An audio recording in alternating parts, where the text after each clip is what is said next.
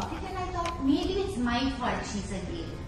No, I always let her play with G.I. Joes and Tonka trucks.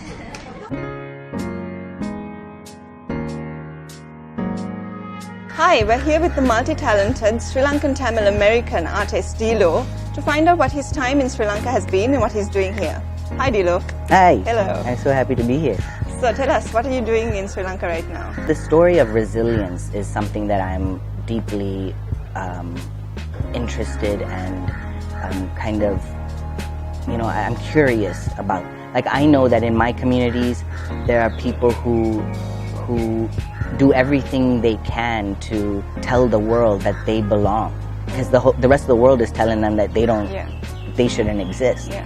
So I want to see what that looks like over here, Yeah. especially after war and after displacement, and some people being affected by the war at just by being in the trauma of it and still choosing to be out queer and trans. Yeah. Your identity has formed like a major body of your work at the moment. Mm-hmm. Would you say that you would continue on that theme, or do you think you would talk about other areas? I feel like when I came out, I lost access to my Sri Lankan Tamil community. It was a slow roll because people didn't want to upset my parents, and there was just other things that they were navigating around my queerness.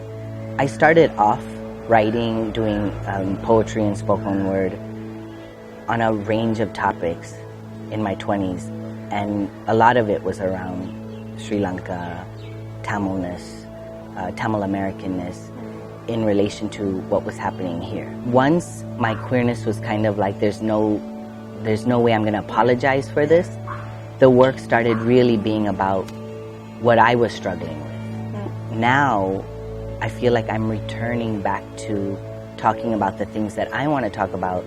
In any case, how different do you think your experience would be if you had been forced to live here or live through all of this? Would you have found it easy to be yourself, be who you are, or do you think you would have had it much harder? I hope that if I had to do this life in some sort of time-space continuum, that if I was here, I would hope that I had just as much resilience as some of the people that I've met. There's still generations of our people who are very unaccepting. And I beg for parents to walk with love around their children. I'm carrying that in my heart right now because I'm thinking about all the folks, even in Colombo, whose parents might be like, oh, well, what will people say? The privileged families who are saying, well, what will people say? I constantly am thinking about what world we could live in when people can just be who they need to be. You know what I'm saying? If we were all allowed to just be and not have to worry about the shame associated with who, all of these things, then this world would look different.